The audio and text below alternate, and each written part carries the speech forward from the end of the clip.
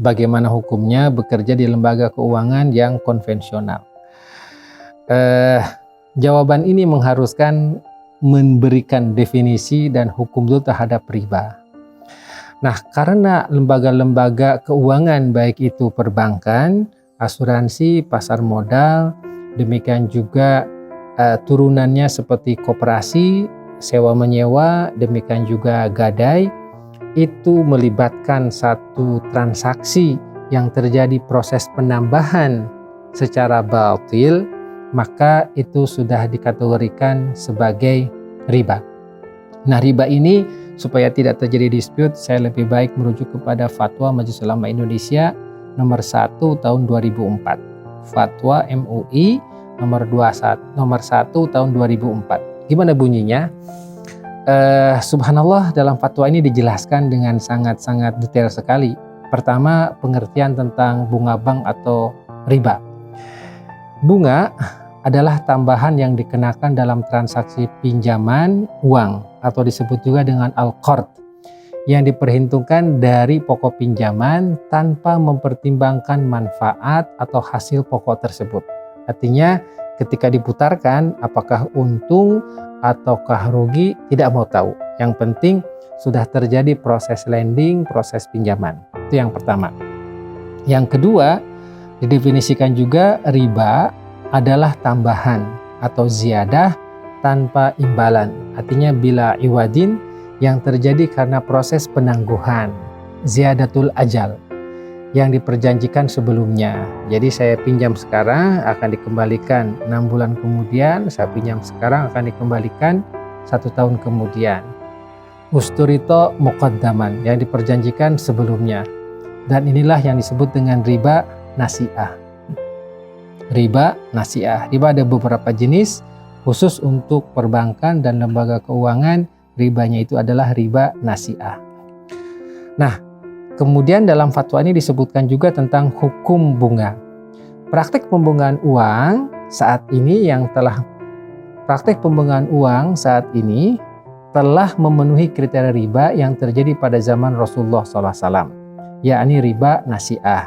Dengan demikian, fatwa ini mengatakan praktik pembungaan uang ini termasuk salah satu riba dan riba haram hukumnya. Masya Allah, jadi jelas banget. Praktik pembungaan uang saat ini hukumnya riba dan riba hukumnya haram. Yang kedua, praktik pembungaan tersebut hukumnya adalah haram baik dilakukan oleh bank, asuransi, pasar modal, pegadaian, koperasi, dan lembaga keuangan lainnya maupun dilakukan oleh individu. Karena ada proses pinjam meminjam secara individu, pinjam ke teman, pinjam ke paman, pinjam ke adik, pinjam ke tetangga, dan sebagainya. Nah, ketiga, bermuamalah dengan lembaga keuangan konvensional dijelaskan pula di sini. Untuk wilayah yang sudah ada kantor jaringan lembaga keuangan syariah dan mudah dijangkau, tidak dibolehkan melakukan transaksi yang didasarkan kepada perhitungan bunga. Jadi jikalau sudah ada di kawasan tersebut atau masuk jaringan, apalagi sekarang dengan adanya handphone sudah tidak ada lagi yang tidak masuk jaringan. Oke, itu hukumnya riba dan dilarang. Tetapi untuk daerah yang atau kawasan yang belum ada dan belum masuk jaringan, artinya di remote control, di hutan banget, di pedalaman banget, tidak ada jaringan, diperbolehkan melakukan transaksi dengan lembaga konvensional karena darurat. Nah, saat ini mungkin udah sangat susah mencari satu daerah yang tidak masuk ke yang tidak dimasuki oleh jaringan layanan keuangan syariah.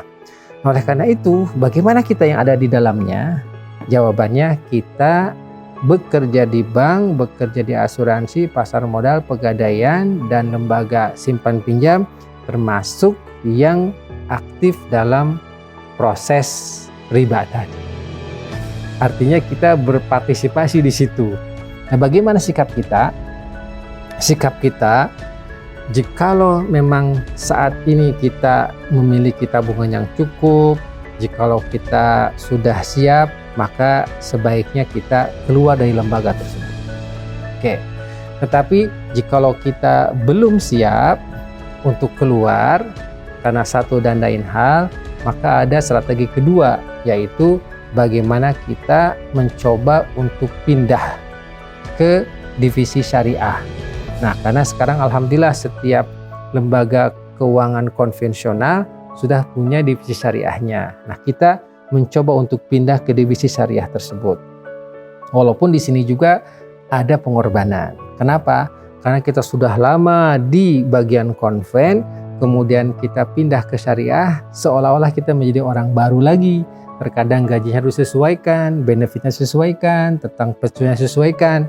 Nah, jikalau manajemennya arif, bijaksana, insya Allah kita bisa sama. Tapi jikalau manajemennya mengatakan, Dek, Mas, ini yang di konven ini sudah established, Anda dapat banyak, tapi yang di syariah karena masih baru Anda dapat sedikit. Nah, mudah-mudahan kita siap menerima penurunan income kita ini sebagai bagian dari hijrah kita. Itu yang kedua.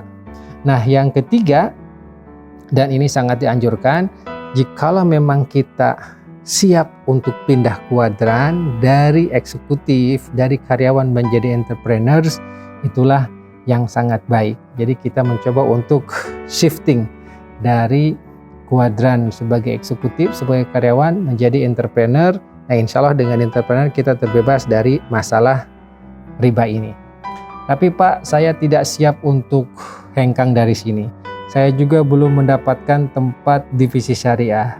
Saya juga tidak punya talenta untuk entrepreneurship. Nah, berarti ini yang keempat ini. Kita tetap bertahan di sana. Karena apa? Karena ada istri, ada anak yang Masya Allah tidak bisa kita langsung hilangkan begitu saja tanggung jawab kita terhadap mereka. Tetapi kita tetap berikhtiar untuk mencapai 1, 2, 3 tadi. Nah, kita harus berikhtiar, berdoa, tanya kiri, tanya kanan, bagaimana kita bisa bebas dari kungkungan riba tadi. Insya Allah jikalau kita berdoa kepada Allah Subhanahu Wa Taala dan kita kerja keras, Allah akan buka jalan. Sambil jelas banyak-banyak beristighfar, dan kita berada di sana tidak lain dan tidak bukan untuk mempertahankan dengan kewajiban dengan istri dan dengan anak sambil kita terus berusaha. Nah, begitu ada opportunity kita langsung pindah. Memang ada di antara saudara-saudara kita yang langsung meminta langkah yang pertama, yaitu jumping. Kita langsung hijrah. Nah, kalau kita sudah sanggup, alhamdulillah. Tapi jika belum, ada 3 step yang mungkin bisa dilakukan. Semoga ini bisa memberikan satu pencerahan baru dan Allah Subhanahu Wa Taala memberikan jalan keluar bagi kita bersama untuk terbebas dari riba.